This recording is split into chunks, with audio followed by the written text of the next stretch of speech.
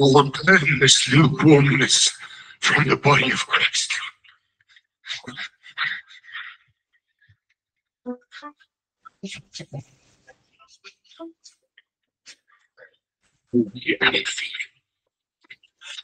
Lukewarmness of our Father. Your bride, our Father, can become the voice. Your bride can become a voice in this nation. You're a voice of our Father. Mankind, our Father, and of what the world wants but a voice. Our Father of heavenly revelation from the heart of the Father. Need what we pray, Lord. Help us to be vessels of our Father, to train ourselves in godliness. That you give us. In the mighty name of Yeshua. Amen.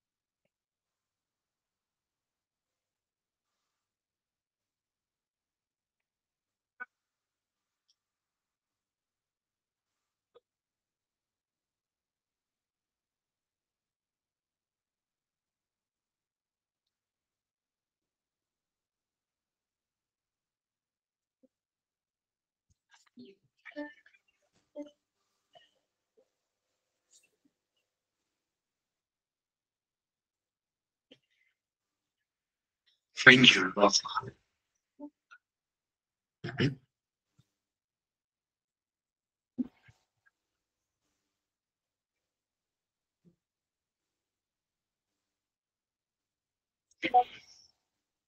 This morning we're going to start with a two-part series in training yourself in godliness and spiritual discipline. Living this life of spiritual discipline. So we're going to start today, and then not the coming Sunday, but the Sunday after that, we will do the second part of the series, because our Father, as we continuing on this journey and as the world progresses and as we see things fall apart, our Father keeps laying this on my heart, the importance of training yourself in godliness, because sometimes we don't even know what godliness means. And sometimes we understand certain things about discipline in the life that we live. But there's a certain spiritual discipline that the word of Abba Father teaches us that the bride needs to have in this time. So in part one today, we're going to speak about training yourself in godliness and just laying the foundation of what it means to walk in that spiritual discipline. And we're going to read from 1 Timothy 4, verse 7 to 8. That's going to be the verses that we're going to just pause on for a moment. And then in part 2, we will speak about a disciplined life, not a life of being disciplined, although the two are very close, because we know discipline, and when we receive discipline or when we discipline our children, the word of our Father teaches us that's an act of love. But that's not the discipline we're going to talk about. We're going to talk about how to move in a disciplined spiritual life. Not a life of rituals, not a life of legalism, a life of spiritual discipline. Because we confuse the two. Having spiritual discipline is almost like having this training program for your spirit. Because we understand it in the natural. I want to train for a race. I want to train in the gym. I want to do this. I want to progress or excel in a sport. And then we all have coaches. And I could never understand this, because you look at, and I saw this with my son swimming. I mean, at one stage, he had the privilege to train with the Springboks. And you see these guys that have won golden medals on the Olympics. And they are like, yes, coach. No, coach. Yes, coach, we'll do that. And then I walked away and I thought to myself, but surely these guys who have been doing this for 20 years, because they start when they're this big, and you retire when you're 28. Surely they must know what to do themselves. Why do they still need a coach? Surely after all this time, when you look at all those who excel in sport, and you look sideline or wherever, at the beginning of the race, at the end of the race, in their ear, wherever you have a coach speaking to them. You would think that, but listen, a professional athlete, surely they can think for themselves, until the camera goes to Rassie Erasmus and you see him talking all the time. And then sometimes you even think, but these guys not think for themselves. There's a very valuable lesson in that. It's a very valuable lesson, and we know Holy Spirit is the one who guides us. But why do we lack spiritual discipline? We're going to see as we progress how much of it we lack. It's going to shock you. And it's very important in the last days that we're living in to live in this and to walk in this, because our Father says in His word, when the shofar sounds, He will come to fetch a bride without spot or blemish. And we will see how this fits in, because we see things falling apart. I don't know whether you've seen, last year they started in government forming this GNU. And I don't know whether you see how they're falling apart. And yesterday, the DA said, we're not going to be part of this anymore. We're not going to be part of that anymore. Falling apart, it's crumbling. Crumbling. What are we going to do? Are we going to remain standing in this? You know what? God's forming his new GNU. Maybe GNU should rather stand for God's new unity instead of whatever we've been trying. Our Father's busy. He's so busy. We're going to read from 1 Timothy 4, verse 7 to 8. But first, I just want to give you a background about what Paul is writing to Timothy. Because Paul writes these letters to Timothy, and then in these letters there are warnings and there's advice And it's so important because when you read from 1 Timothy 1 to 1 Timothy 4 and onwards, you see the urgency, you pick up the urgency in Paul's way of writing as you read. Because he starts in 1 Timothy 1 and then he warns about false teachers. And you can go and read about it and how Christ should be the foundation because he's the one that saved us. And he speaks about the pureness of the gospel. And you see, if we are trained in godliness, then we will walk in the pureness of the gospel. Because being trained in godliness armors us against being misled. And then you see the second book of 1 Timothy, where Paul writes and he says how we need to pray for all people. And you'll see how that slots into being trained in godliness. And then we read 1 Timothy 3, and we see that Paul writes about the quality of godly leaders, about deacons, how they should be if they walk in godliness.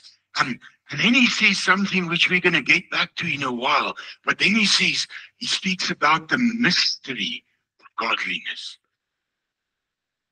And it's like, pause. What is that?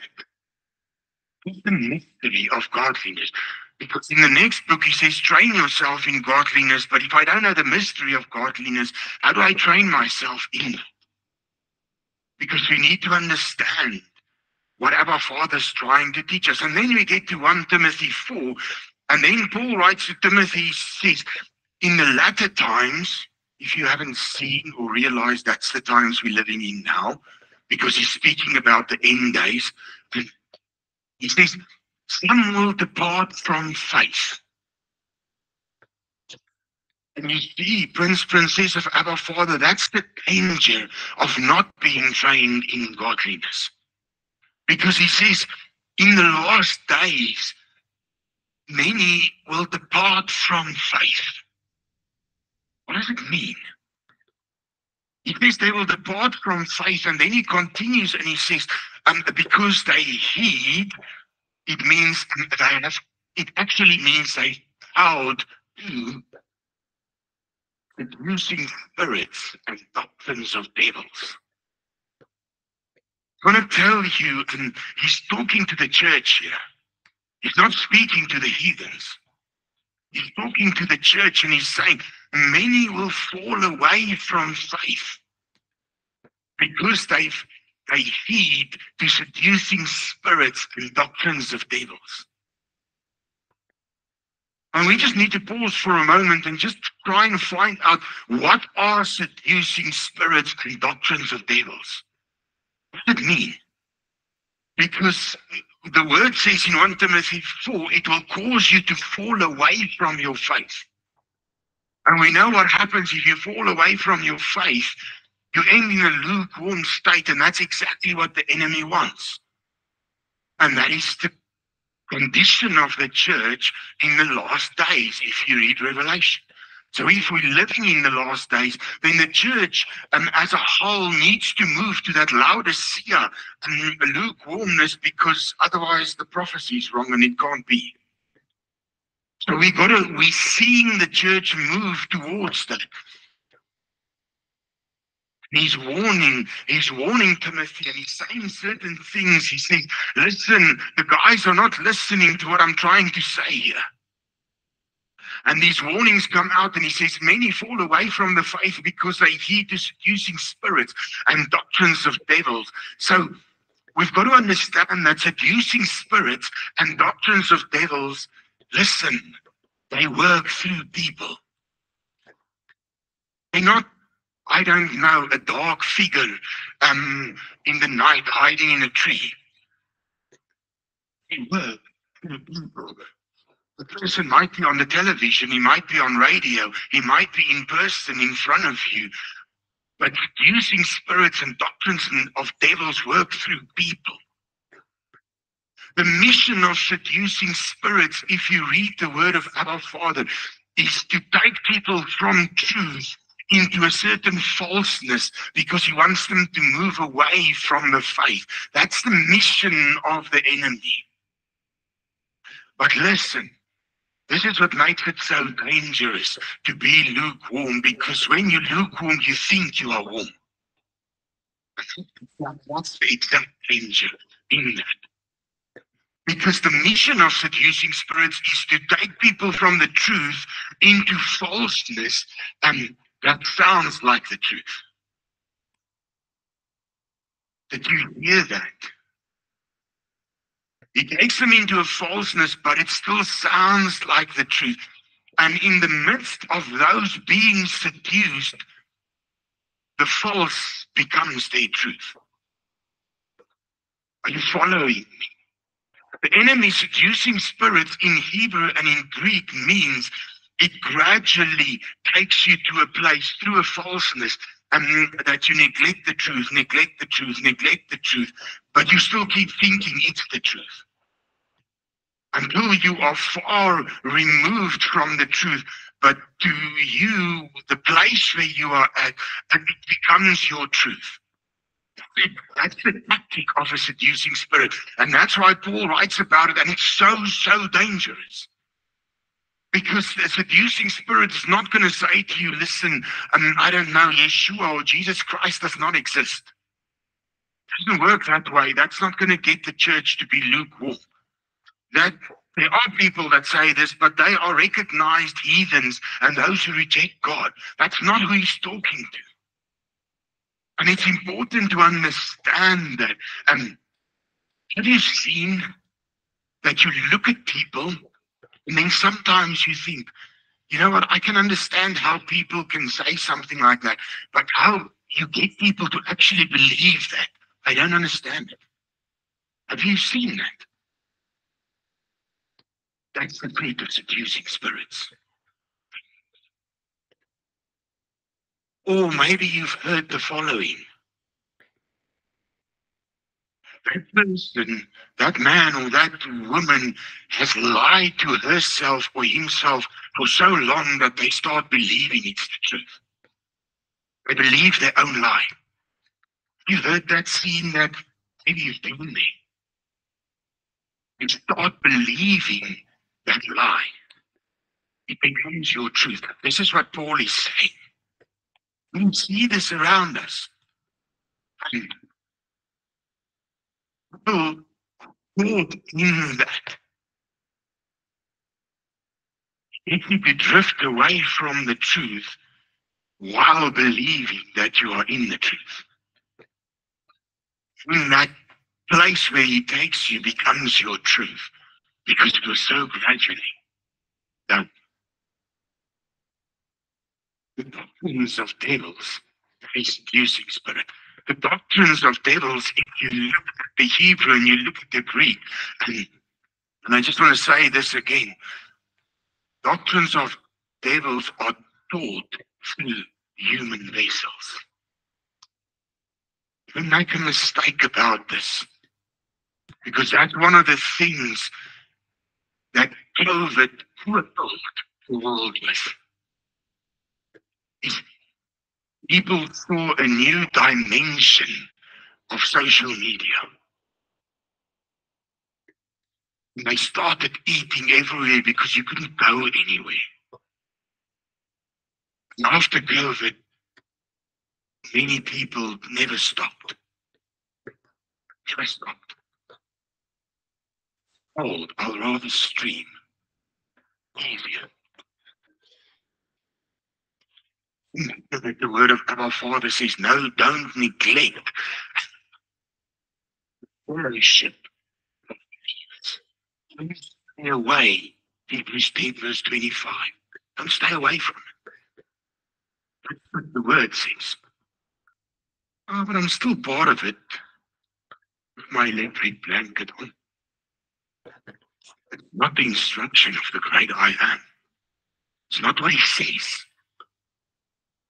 The doctrines of devils are things that we hear, things that are taught from the pulpit, mostly, are not in line with the word of our Father.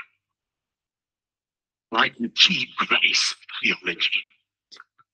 Or throughout the Old Testament, it was for the Jews, or it's not relevant anymore.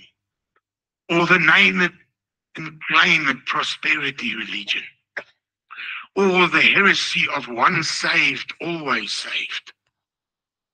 Or the newest or latest version that the enemy loves to bring from the pulpit is the woke agenda of the devil that's being preached from pulpits.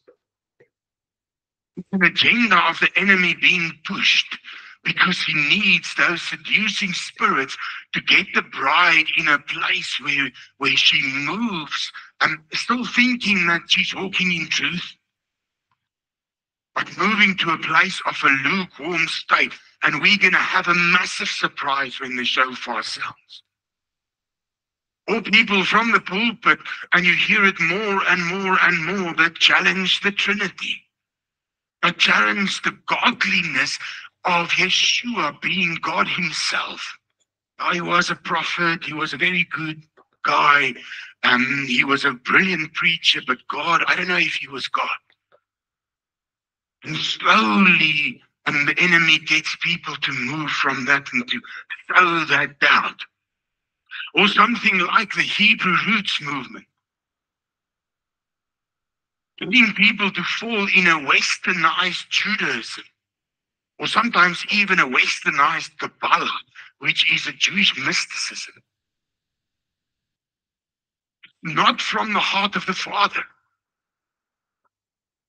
Yeshua spent a lot of times when he was on earth speaking to the Pharisees about the same. Stop teaching the doctrines of man as if it was the word of God.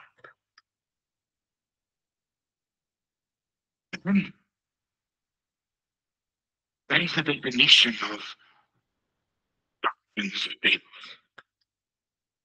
Which is not, because if it's not in line with the truth, it means it's false. If it's false, it can't be from Abba Father because he's all truth. Everything inside him is truth. So it's got to be a doctrine of a devil. There are only two sides. There's no middle way. If you think you're going to run in a middle way, you're going to end lukewarm and it's going to go to the dark side, because that's what the word of Abba Father teaches us, because you actually belong to the side of darkness. These things are hidden in a doctrinal theology that gets people to think that they are moving in the truth. Exactly how these seducing spirits and the doctrines of devils work together. We'll see as we continue.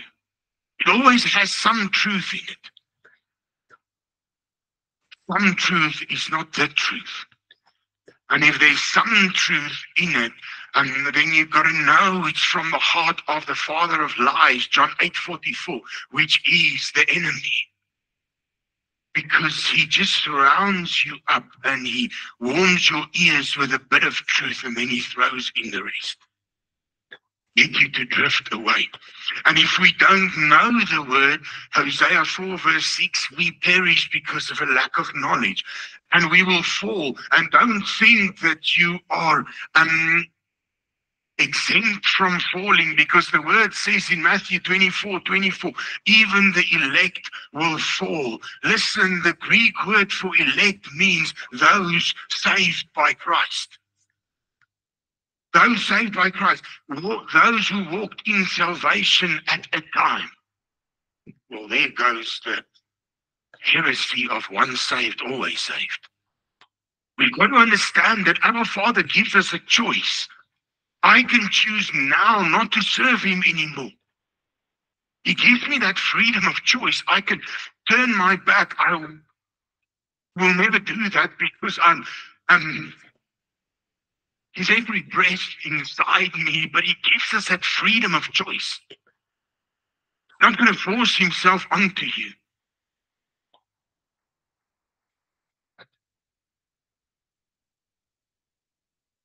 You hear more and more and more these subtle contradictions of the word of our Father. The word defines that as the doctrines of devils. I want to say this morning, and it's important that you hear this. Be careful where you eat in the spirit. I'm actually begging you. Be careful where you eat in the spirit. The word says these things can cause you to depart from faith. And Paul's writing, he's saying in the end times, you're going to see it more and more. And when you depart from faith, you could end up being separated from our Father forever. And be removed from him and spend eternity in hell. The only way to prevent this is knowing the truth. Training yourself in godliness. What Paul's writing about. So you see, the foundation of this is serious.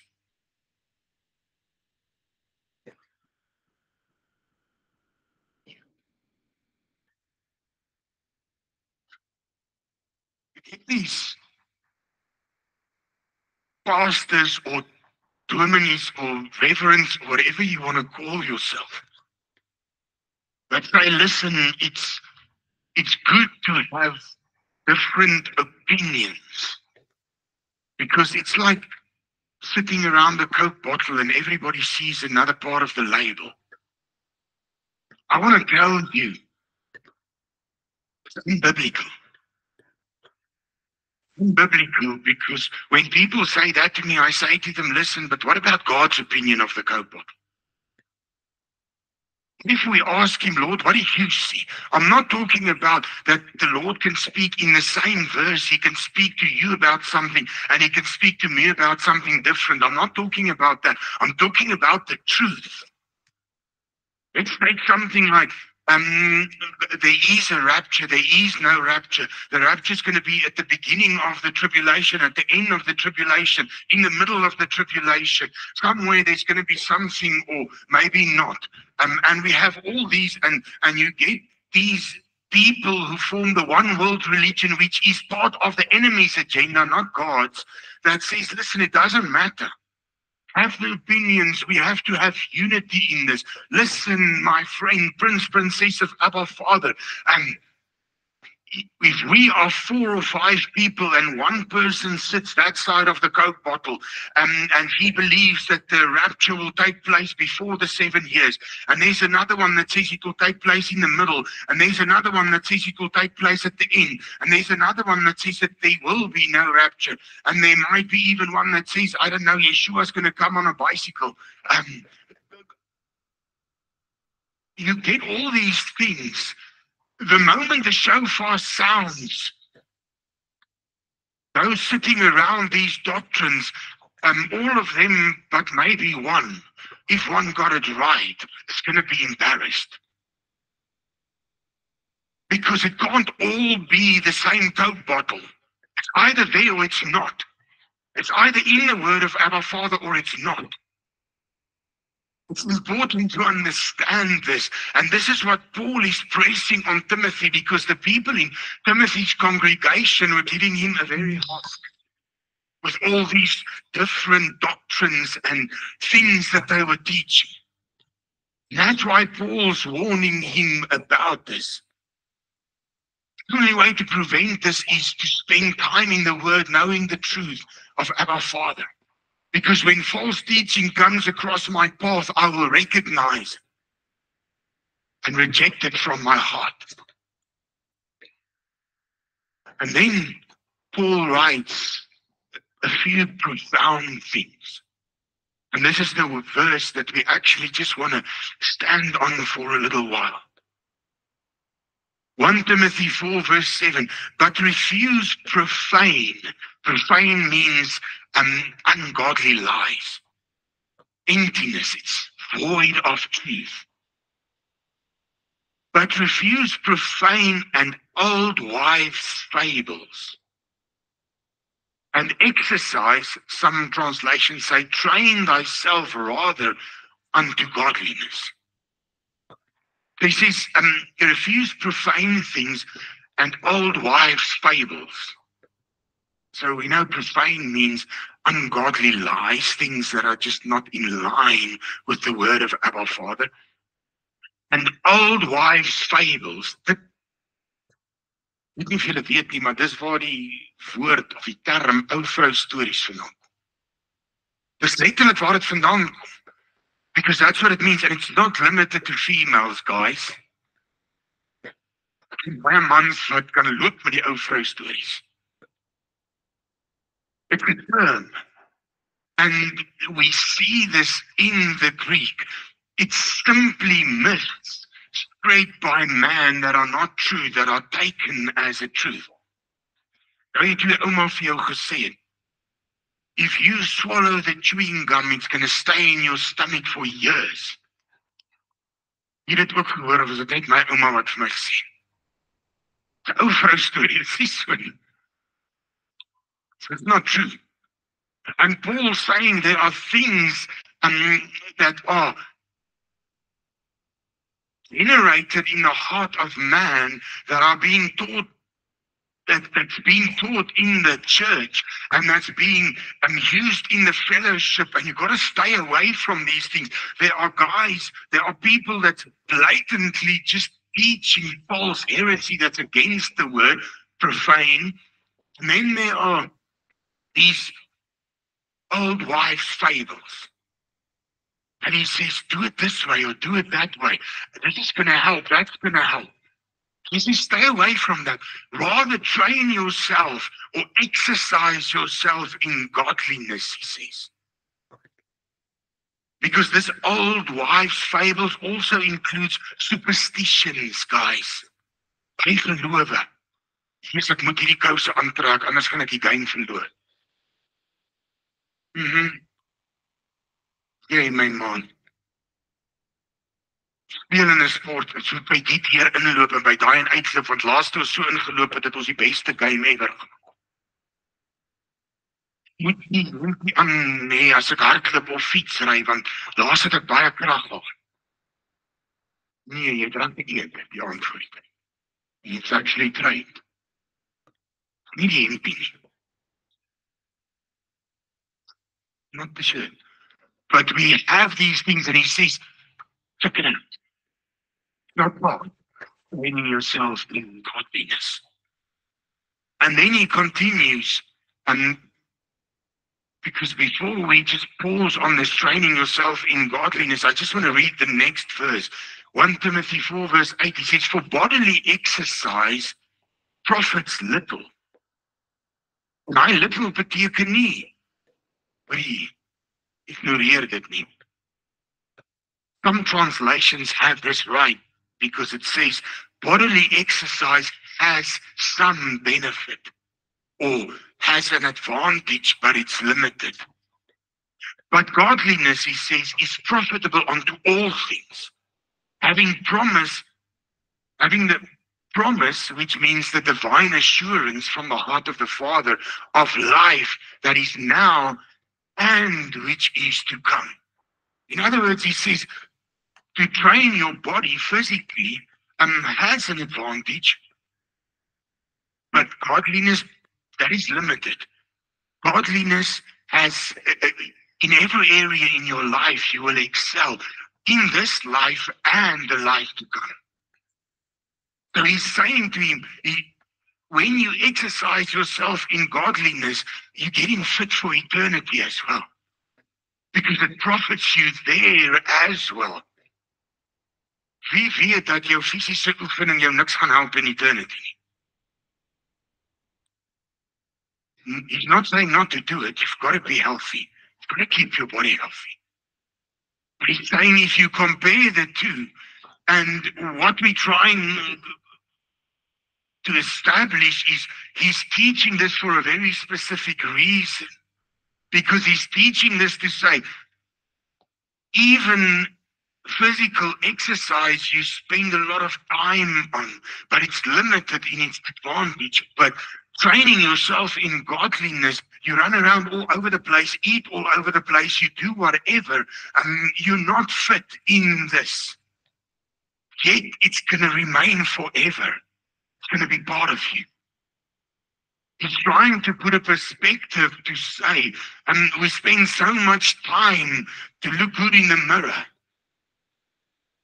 but so little time to look good in the Word,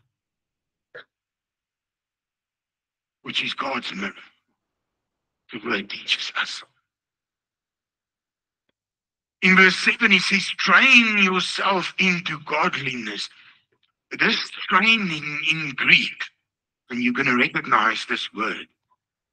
The Greek word for training is gymnazo, where the English word gymnasium comes from, as we say at gym. Listen to what gymnazo means. Gymnazo means to exercise or train naked. To exercise vigorously, listen to this, robust, dynamic, strong and healthy in purpose. To train naked. Wat is die, asseblief moenie naked gym toe gaan en sê hulle pastoor het gesê hom. Dis nie waar dit is. Hou verby. Trek asseblief jou kleertjies aan. Not what it means when he says this Greek concept of training naked means to exercise without hindrance. In other words, to remove everything and anything that hinders you to train. Listen to the Greek explanation. That hinders you to train actively pursuing the face of Yahweh for godly purpose. That's why he says, listen, you can't train and have this with you.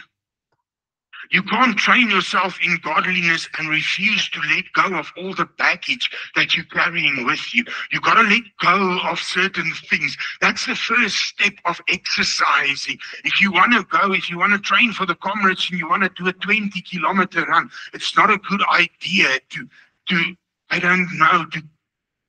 carry a suitcase in every hand when you go training.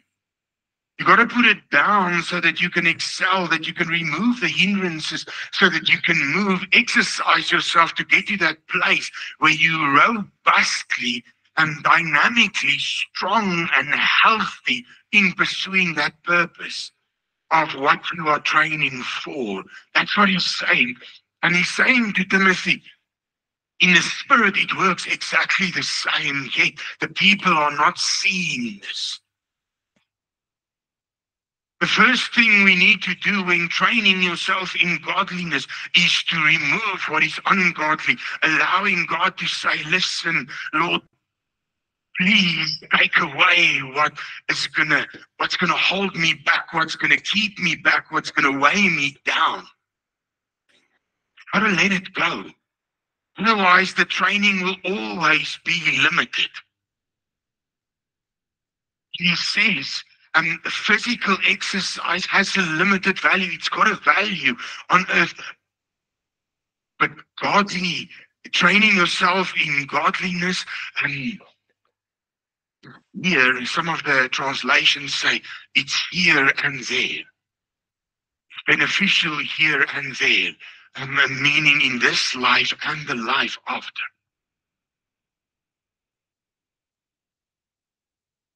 Crazy. If we look at ourselves, how much time, how much effort and money we are willing to spend on eating in a new way, and then calling it the right way for that season, or trying to eat right at least. It's like doing this. Hierdie draai. Hierdie supplement.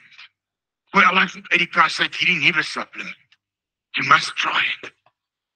Rather eat this type of meat or eat nothing but meat. Do this, do that, eat these combinations. Do this, use this to build your muscle or to reduce fat or whatever the case might be. Do this to adjust the levels in your body. And eat this or drink this to counter that, and to do this and to supplement this. It's too much. I don't know whether you've seen, but the things that you can read about, and it's crazy that people always say, after all these years, we have now found that the best muscle building, I don't know, is rice. And then everybody eats rice for 6 months. And then they don't have the effect, and then it's something else again. Scientists have found this new weapon in rice. Listen, it's always been the same. Always been the same. It's humanity running to and fro, trying to look for something to satisfy ourselves in. Because everything is falling apart. And the things that they are mixing into the food is falling apart. It's almost become doctrines of devils. That's why now we try this and we try this, because I never had a problem with this, but now it gives me, I don't know, this pains or this pains. I spend so much time researching this, looking at this. I want to say this, there's nothing wrong in doing things to keep yourself healthy. On the contrary, God expects you to keep your body and this temple healthy. It's part of what we need to do. We cannot neglect it. But our Father wants us to do both.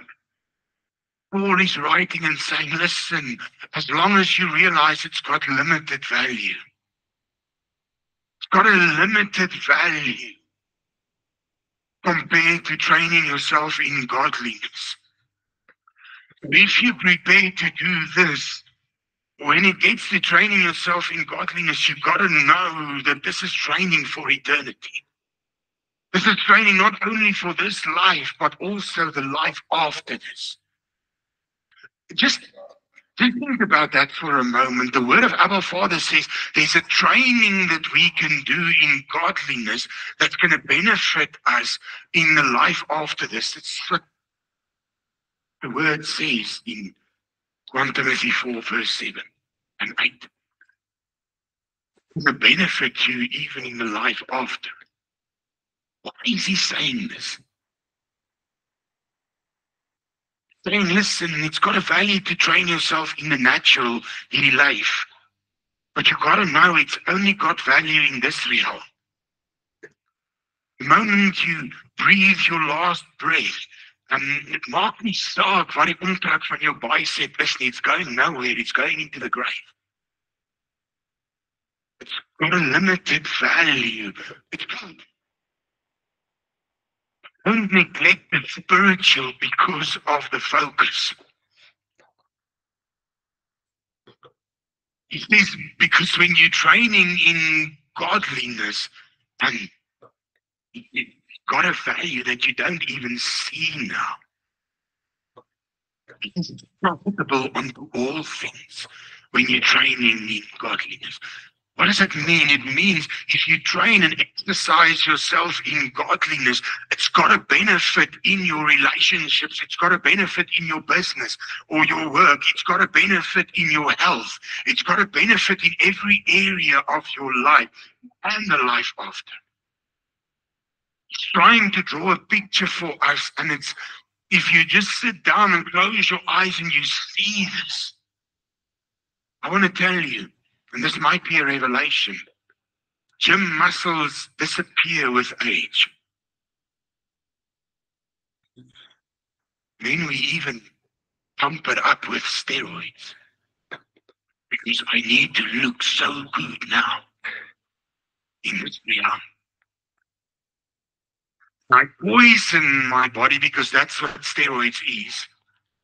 It's poison that you put inside you just to be acknowledged in the flesh.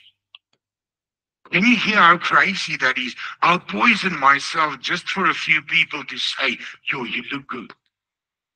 For this small season. while my liver is falling apart, my kidneys are falling apart, everything inside me is falling apart. It destroys the levels of my hormones in my body. But at least I can lift 300 kilograms.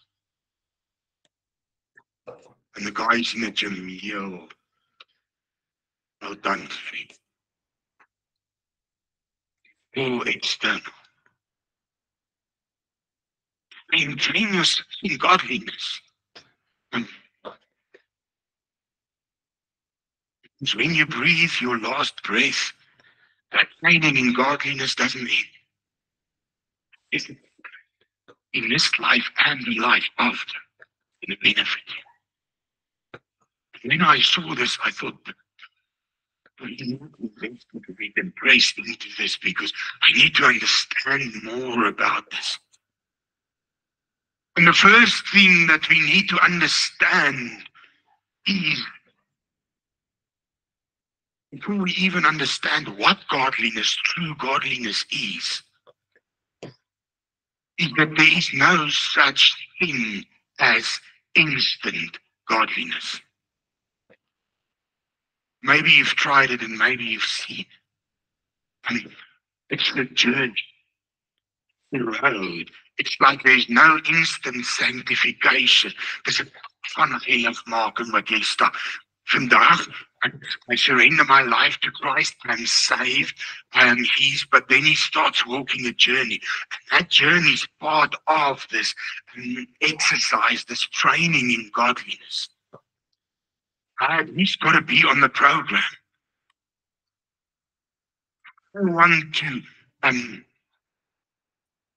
had a friend at varsity who participated in bodybuilding. And he won the SA title every year that we were on varsity and even years after that. They used to look at him and think,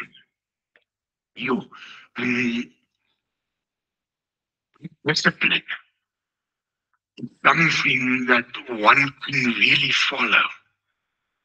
Until I saw the type of discipline needed to win that. When his hair started falling out, I started realizing that this guy's using a substance. It's not good for him.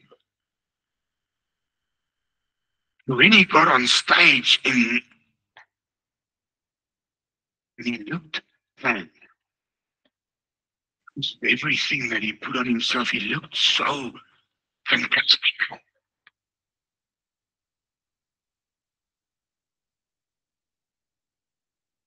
And 3 years ago, when we buried him,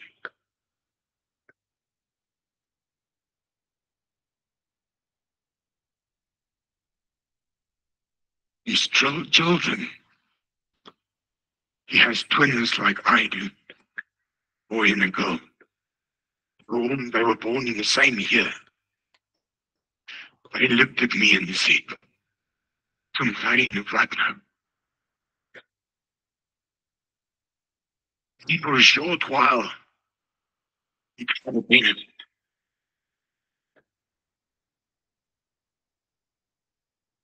Spend so much time looking at this. Spend so much time.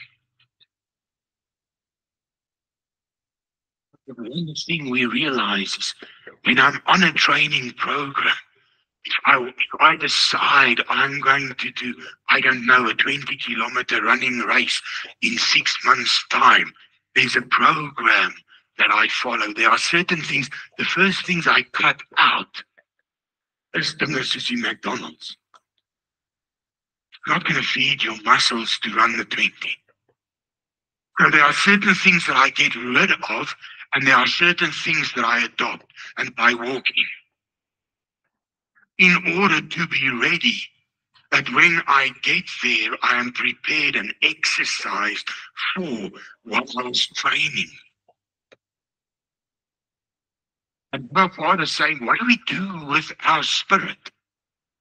How do you train in godliness? Here, it's praying, reading the word, fellowship with others, worship. We know the elements, but how disciplined are we in doing it no matter what happens, no matter what the circumstances are?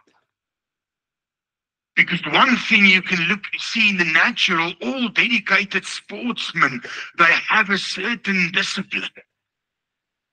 They have a certain discipline which is fantastic.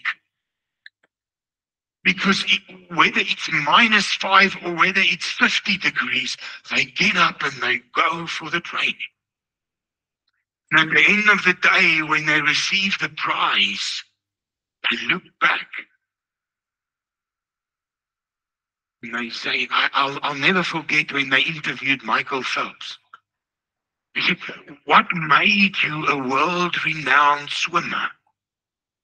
Because everybody trains as hard as you do. Everybody that goes there swam the qualifying time, but it seems as if you're in a different class. He says, you know what? There are certain days that people don't train, but I do. And you know what it feels like when I stand on the blocks ready to start a race? I know that on the 25th of December, when everybody was taking a break for that week between the 25th and the 1st of the next year, I had 2 sessions a day. So when I stood on the blocks, I knew I was 14 sessions ahead of them. You see all the gold medals hanging there because it takes a certain discipline. It costs something. There's a price. And it's scary and it's very sad that how little price we are prepared to pay for spiritual exercise and the spiritual discipline. How quickly we can say, no, not today. What is godliness? If we look at the picture, we'll get to the Greek word in a minute.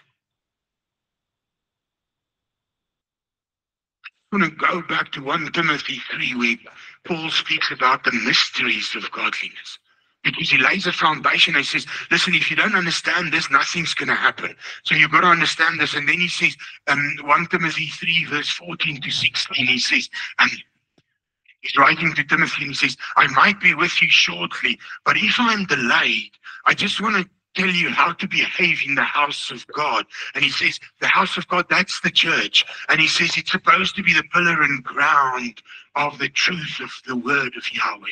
And verse 15 of 1 Timothy 3.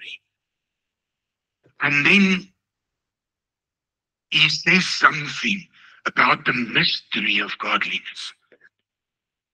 Mystery of godliness, mentioned in 1 Timothy 3, verse 16.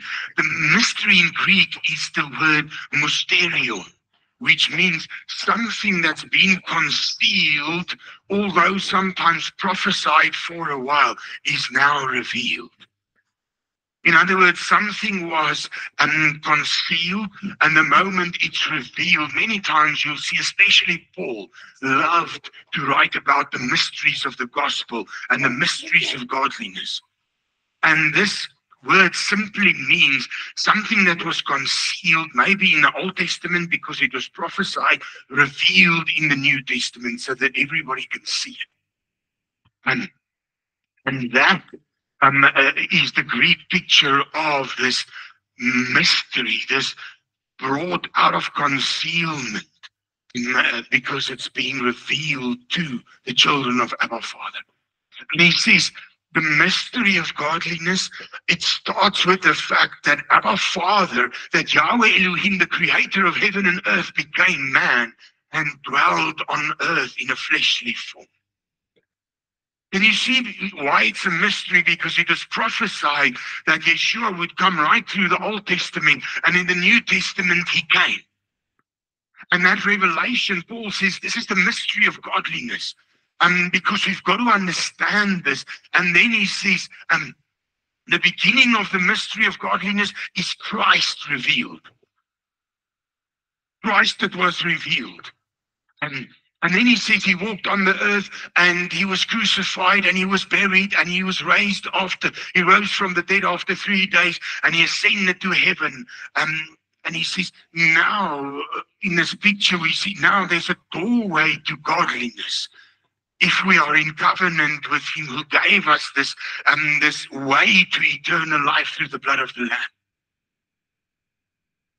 And he's saying this is the foundation of this, of godliness. If you don't understand that, because if you train yourself in godliness and you don't understand the foundation to say that, listen, it's all about Christ, it's all about Yeshua. That's the starting point. Then you're on the wrong training program. Because you cannot, and you can ask any sports person, if you are 100-meter athlete, you don't squat as heavy as you can because it slows you down. It shortens your muscles and it slows you down. Your legs look bigger until you try and pull away. So you got to exercise the right thing for the right purpose. And he says, let's lay this foundation down. Christ is the foundation of godliness. What was prophesied in the Old Testament and revealed in the New Testament. If you don't understand that mystery, go back, because that's the starting point. So the mystery of godliness is literally this picture of how our Father dealt with mankind in love and grace through his Son, Yeshua. The mystery, because we love you, Lord. Why would you do this for me? That's what he's saying. He's saying, listen, let's put that down, because that's the paper that the training program is going to be written on in your training for godliness. There's nothing that you can train for in godliness if you don't have that as a foundation. It's important to understand that it's not something that's on the outside that moves inward. You're going to know why I'm saying this in a while.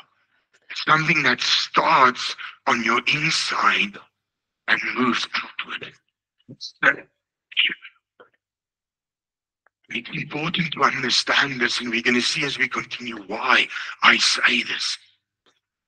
It's almost, you're moving from the inside out. It's like a helium balloon. If you fill it with helium, it rises because of the helium inside it. Because of what's inside it, it rises. That's the picture that we need to see. So the definition in the word of our Father of godliness is an inward change. That's the foundation definition. An inward change of heart that translates into an outward action or character or behavior aligned with the heart or the will of the Father. Can I just say this again? The definition of godliness is an inward change of heart that translates into an outward action, character, or behavior that's aligned with the heart and the will of the Father. The definition of godliness. So you tell me, how do we train in that? I train myself in that because I don't know about you, but I want to be fit. I want to be fit in it. The Hebrew word for godliness or being godly, you can see in Psalm 4 verse 3, is the Hebrew word hasid, which means to be holy, set apart for our Father, which manifests in a kindness, love, and mercy. In other words, it's the same thing. Entering covenant with the Father It changes the inside and the outward. I now move in a kindness, a love and mercy and grace towards others. Because if I don't have covenant with love, how do I love my neighbor? Starts with loving the Lord your God with everything inside you, the word says. And then I can love my neighbor as I love myself. And do you recognize the word hasid? Does it sound a bit familiar? Have you heard the word hesed? Which is like this cord of God's unconditional love and all the elements of his character, his loyalty, his grace, his mercy, his long-suffering. All of that is woven into a cord, and that's sometimes translated in the Bible as kindness, but it's this cord of love, all the elements, everything poured into love, and that's the unconditional love of the Father. He gives to us. Because love without loyalty lacks something. Love without being patient lacks something. Love without grace or mercy lacks something. I can love you but this is a bit difficult. And all of that's woven into a cord, this chesed. And that's why hasid, which is godliness, says, but if you want to train yourself in this, you've got to walk on this journey with me. And you've got to allow me to teach you and breathe these elements, these characteristics of love inside you so that you can show mercy. But it's going to start on the inside, and you're going to show kindness, and you're going to show love, and you're going to show mercy, and you're going to show patience, and you're going to show grace. And the fruit of the Spirit that Galatians 5 speaks about. And then he says something that is a warning. And he speaks about it later in 2 Timothy 3. He speaks about this and he says, but be careful because there's a form of godliness that we need to stay away from. There's a form of godliness because godliness starts on the inside and manifests to the outside. And I can imitate it, or try and imitate it for a while. And he warns about this, and he says it's important because there's he speaks to Timothy again about the end times, 2 Timothy 3, and he says, people in the end times, they'll be lovers of themselves, they'll be covetous, they'll be boasters, they'll be proud, they'll be unthankful, they'll be unholy, they'll be disobedient to their parents, they'll break truces. In other words, their word will mean nothing. They will be false accusers, they will be traitors, they will be despisers of those who do good and are good. They'll be lovers of pleasures rather than lovers of God. So he's saying this, and then he says the following. 2 Timothy 3 verse 5. He says there's a form of godliness, but it's denying the power of true godliness. You see, because if godliness is something that is birthed inside me, that which Yeshua teaches and says, if you drink from the water that I give, fountains of living water will sprout from your inside. When I'm in covenant with the great I am, Holy Spirit lives inside me. And everything that I live and that I shine comes forth from the fact that I am in him and he's in me. But if I try and pretend, if I try and portray that without the change on the inside, that's where the problem is. Because then I start imitating things, and we see this with even the gifts of Holy Spirit. How it's being imitated, how it's being blasphemed in church.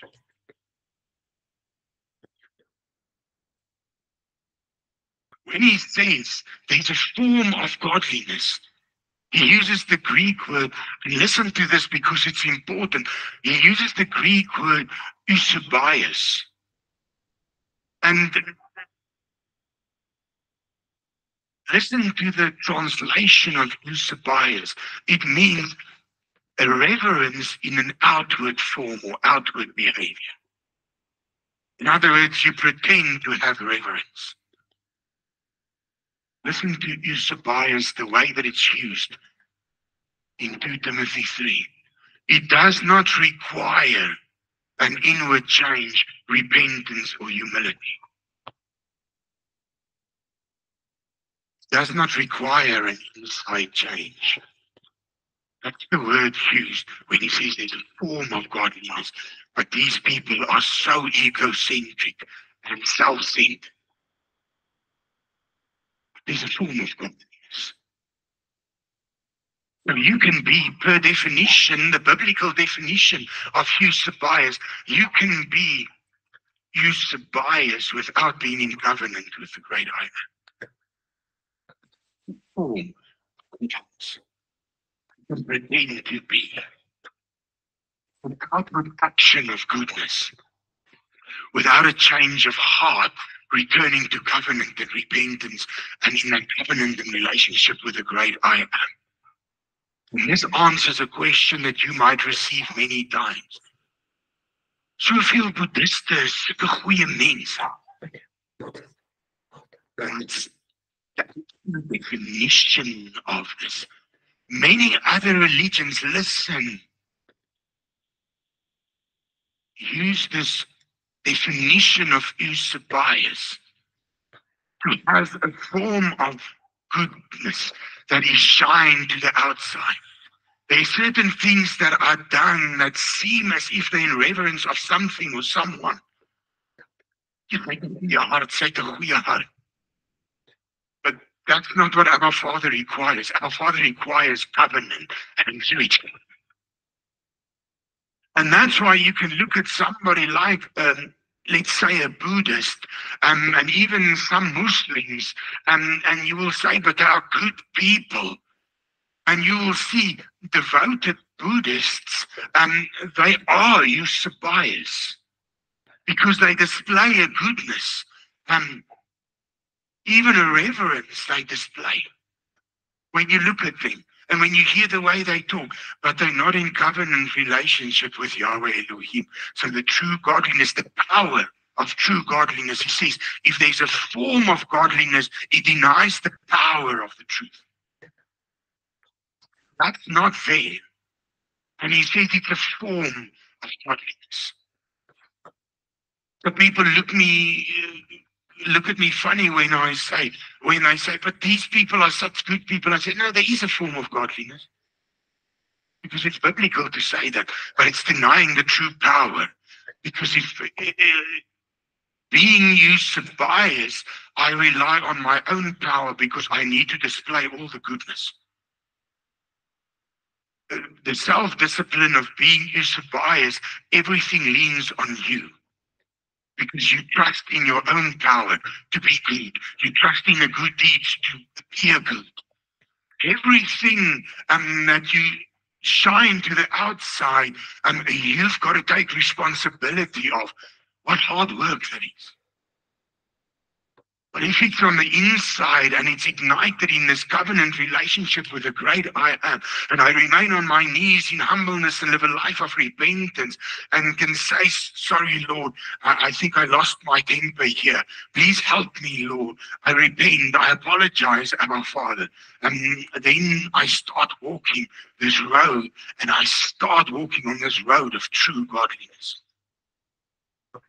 Because he says this form of godliness, listen, he says it's far away from worshiping the true God. But it's a form of godliness. That's exactly what we see around us. And the moment we see a form of godliness, and I had this a few weeks ago, somebody said, you know what irritates me about the Christian faith and you believers? If you exalt yourself above any other beliefs or faiths or religions, and I think it's wrong. Because what about the Muslim? What about the Buddhist? What about this or that or whatever the case might be? And I said to him, you see, that's the problem. And it might be true in Christianity that because you obviously see that. But I said to him, I don't exalt my faith above your religion? He says, yes, you do. I said, no, I don't. But I exalt my God above any other God. Because there is no God like him. See, there you go. It's got nothing to do with me. It's got nothing to do with me if I exalt the King of Kings. How is that being arrogant in me? If I exalt myself, yes. If I exalt the King of Kings, worship, then conversation could start. Then we could have a look. Our Father's trying to teach us in this. You can't rely. If you're trying to appear good, you've got to rely on your own power. It's hard work. It's going to weigh you down. You're going to burn out, I promise you. Because you've got to keep everything together. Otherwise, you might appear to lose it. See, but that's a negative of your clutch clip. Godliness, that true godliness, is a river, a fountain that flows from the inside. I know it sounds easier than it is. That's why there's a training for this. That's why he says, train yourself in godliness. Guys, training is difficult. Training is difficult. It causes sweat and blood and guts. But it's for a specific purpose and a reason that we do it. If training's easy, I don't know, you've got to have a look at your program. If there's nowhere in your training program where you feel like, I'm just going to stop now. I can't do this anymore. The purpose is strengthening you. But it does in the natural. That's exactly how it works in the spiritual when we see that as we move on in our series. It's difficult to imitate godliness. Like this form of godliness. It'll weigh you down big time. It'll weigh you down. Like Paul says to the Greeks that he speaks to in 2 Timothy 3 verse 5, he says, stay away from that. It's not true godliness. Stay away. And then he says in 1 Timothy 6, he says, how do I discern this? And then we get into the detail of that later in the series, but he says, you can see from a pulpit when the religious devotion of that person is for personal gain or personal agenda. Form of godliness, you can see it. False teaching, form of godliness. Because we can be assured true godliness is not in there. It might be an outward display. It be full prince, princess of Abba Father. Real godliness, the journey of real godliness is not always going to be a comfortable ride. It's not always going to rain money on this journey. Real godliness subjects you to the needs of others without concern for your reward.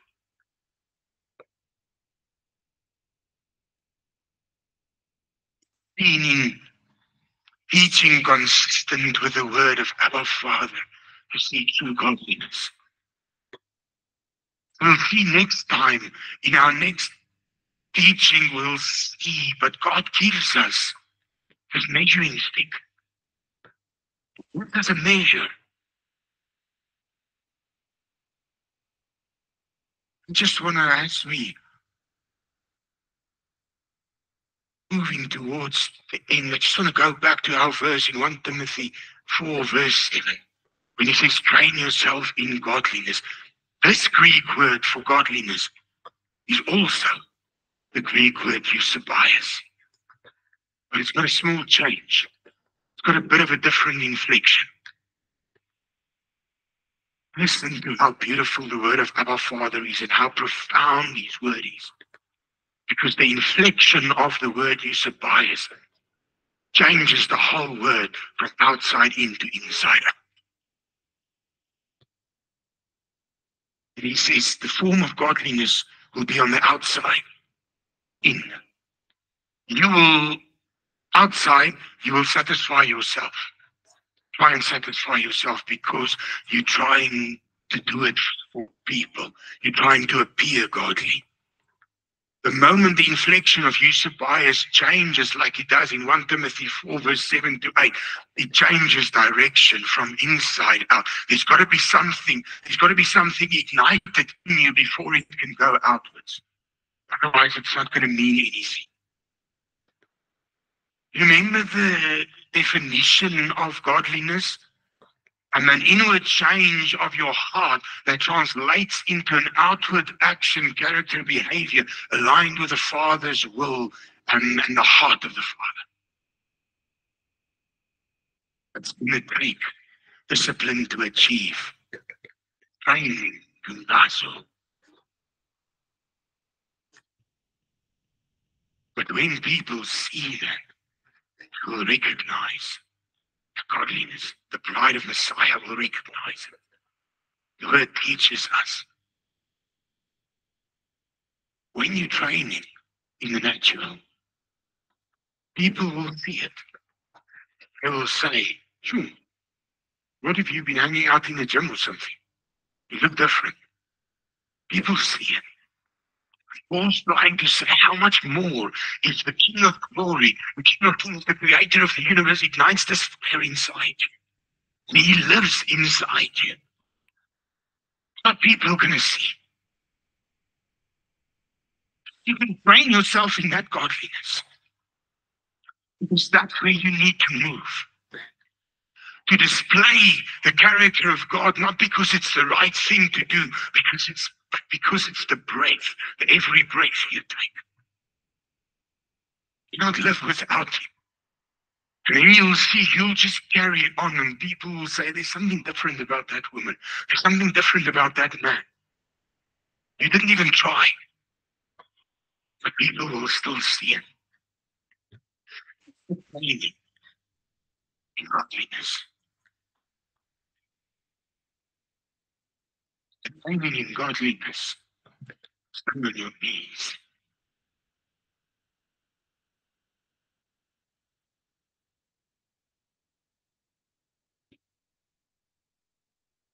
A place where you need to push and persevere. Other people might be out there doing all sorts of things. In the bride kneels down. Say, "Lord, I'm going to push. Lord, I'm not going to let go of the hem of your garment. I'm not going to let go, Lord, until something breaks. Until something happens, Abba Father, until this breakthrough comes, I'm not letting go, Lord." That's the hard attitude of starting, going to the heavenly gym. Because if my attitude's not that, I probably need to read the word, because otherwise I'm going to have a guilty conscience. It's a form of godliness, rather sleep. Listen to this definition. Inside outwards, this Eusebius, this Greek word, when you train yourself in true godliness, different on the inside, moves out. Listen to this. It only becomes godliness when it moves. It's not supposed to be kept inside you either. It's not supposed to come up inside you as well. Because did Yeshua not say, when you drink from the water that I give you, you will never thirst, and fountains of living water will come from your inside? And but I just drank this water, I want to keep it for myself. No, it becomes a fountain. And the moment And that's the whole Greek definition of this eusebias used in 1 Timothy 4, verse 7. The moment it starts moving, it's true godliness. Because God changes you so that you can testify. God changes you so that you can minister. God changes you so that you can love. God changes you that you can display grace. God changes you that you can speak into the lives of others. God changes you so that you can show grace to others. God changes you because he wants to minister unto the bride. God changes you because he wants you to take his message, his gospel to the ends of the earth, not to fatten you up. And this is the scary part of this eusebias, this inflection of the word. It's not godliness if you keep it all to yourself. It's got to move outward and be displayed. Then he says, you've got to train yourself, he says, to do that. You've got to move in that training. It starts with Christ being the mystery of godliness, the door that he opened. Revelation that was concealed for a period, revealed to us. It's become the door that we go through. And then we start moving in this godly purpose and in this covenant. We start training ourselves. And he says, don't be misled. Don't be misled. You've got to train yourself in godliness. The whole term godliness, something that starts on the inside and moves out. That's the definition of godliness, not half of it. I train myself in godliness, so I spend time at the feet of the King, and then I'm very honest if nothing happens. It's got to be that living water that flows. And you've got to trust the King, and you've got to train yourself in. It would be amazing to look at the strength.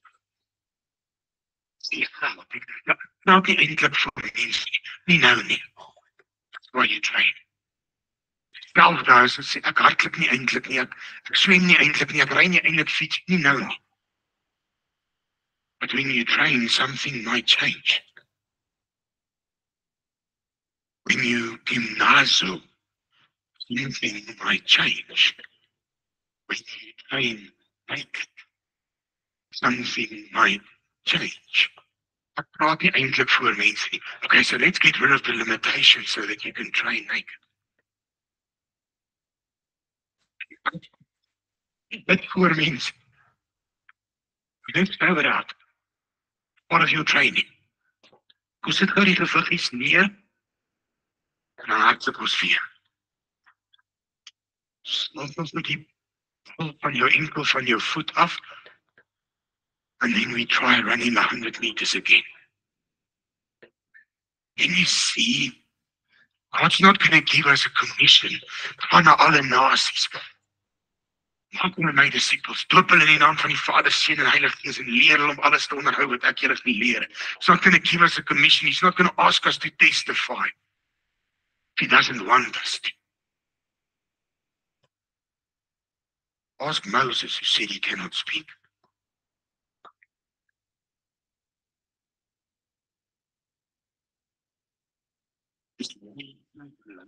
Yeshua says that he is John 14, verse 6.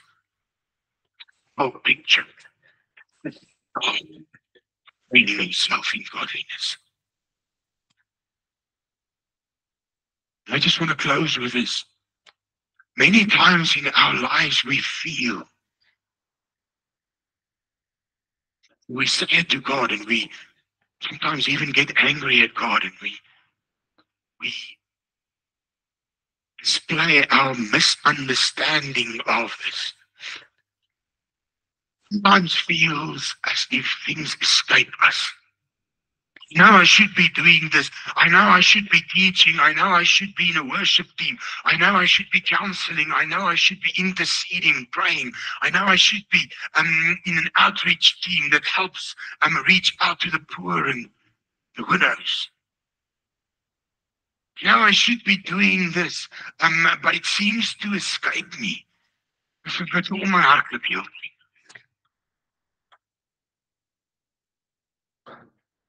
we're going to see how that connects with spiritual discipline. Because if you think you need to be disciplined to be an Olympic athlete, I want to tell you, there's a certain discipline that we as the bride needs in this time. Because everything is telling us to give up. Everything is telling us to pull out of the race.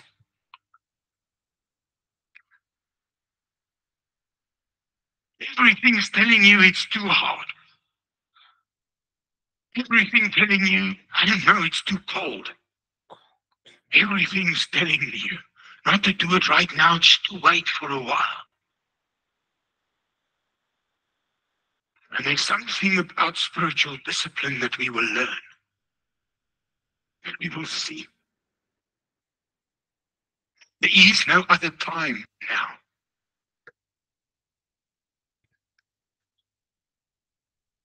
Our fathers calling us to train ourselves in godliness so that we can be. I couldn't even understand. I said to the Lord, Lord, how can I train myself? I remain a human being with all these faults and mistakes. But I don't understand. That's why you think you can't. It's time that we look at this. Time that we train ourselves in godliness, bride of Christ. You don't understand. You don't understand what the word teaches us about this. Because he wants us to display it. And if I'm not trained, how am I going to display it?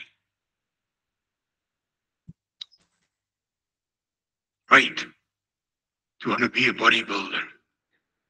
But if I don't train, and the week before the competition I eat nothing but junk food, what will I display on the stage? Look at my biceps. Easy.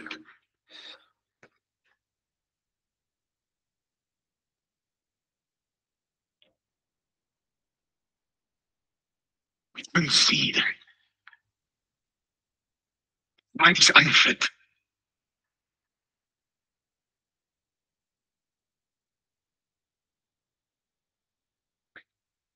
Understand what the nourishment, spiritual fitness is.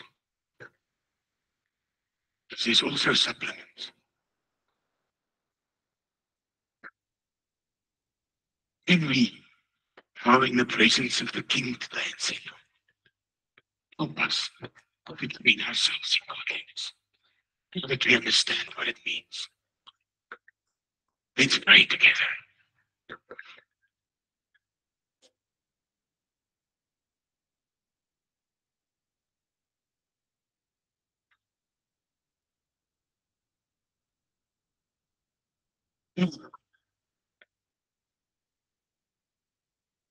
Sometimes we don't even know that what godliness is. Thank you for your word, Abba Father, that showed us. Our Father, we want to come to you today and say, our Father, help us to train in godliness.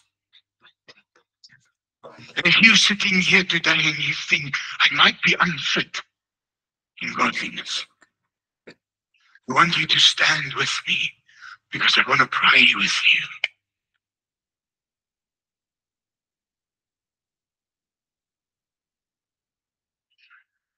Our Father, we stand before you, our Father, and Daddy God, I'm the first to stand, Lord.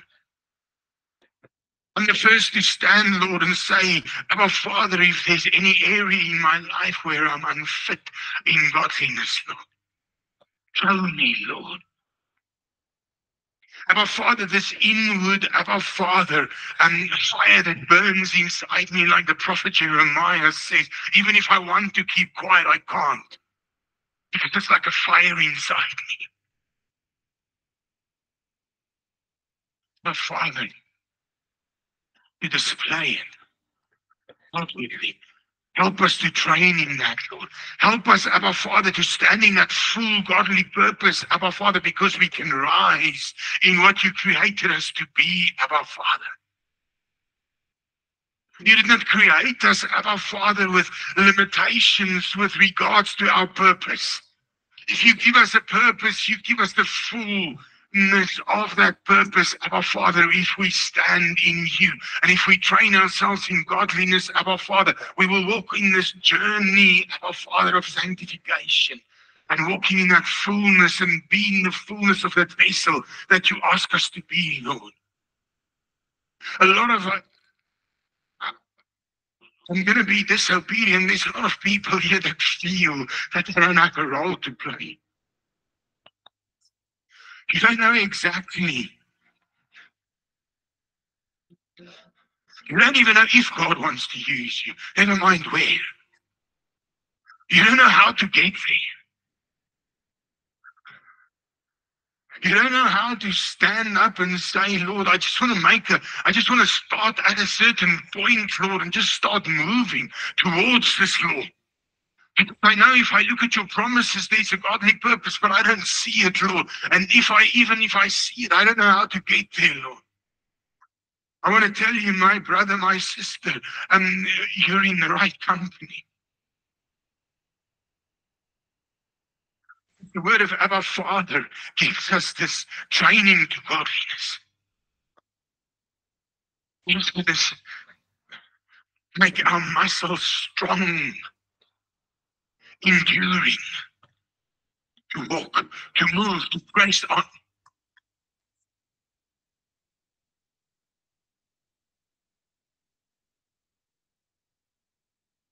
Thank you, Abba Father, as we stand before you. I pray, Lord, we stand before you as unfit in areas, but willing warriors, Abba Father of your word. Help us, Lord. Train us up, Lord. Help us, Abba Father. Give us the ability, Abba Father. Give us the ability to work in this, Abba Father, to run this race, Lord. I'm running for your love. I'm running for your love. Let's just worship the King there where you are. Just tell him, Lord, here I am, Lord. My training program in godliness starts today. Shall see. On fire. From the heart of your fucking on fire.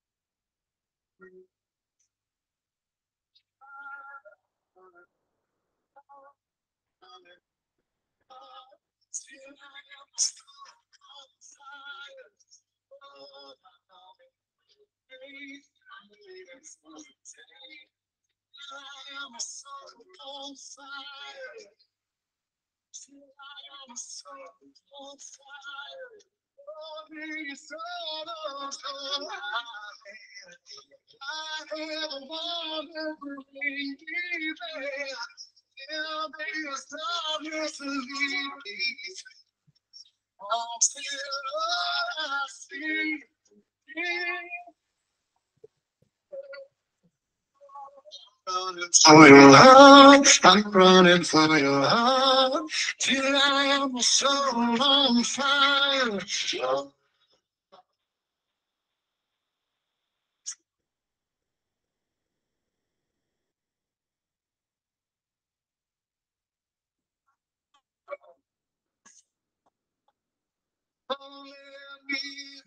For your day.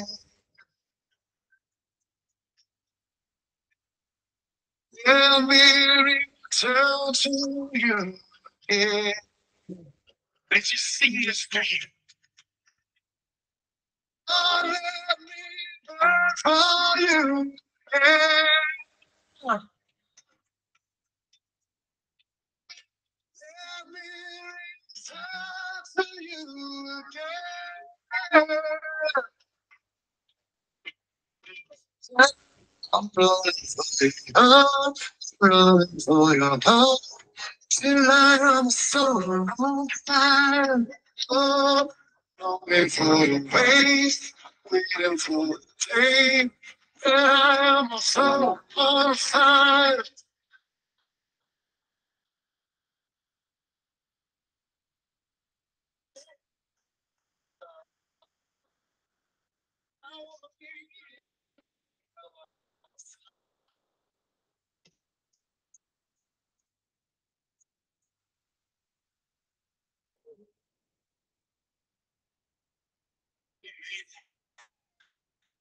Receive the blessing of Abba Father and go in his peace. Yevarechecha Adonai v'yishmerecha. Ya'er Adonai panav elecha v'chunecha. Yisa Adonai panav elecha v'yasem lecha shalom. May the Lord bless you and keep you, and may he make his face shine upon you and be gracious to you. And may he lift up his countenance upon you and give you peace. Amen. Amen. Dankie julle. Mag julle awesome week verder hê. Agter is houertjies as julle iets wil saai en Abba se koninkryk vir ons om te gebruik.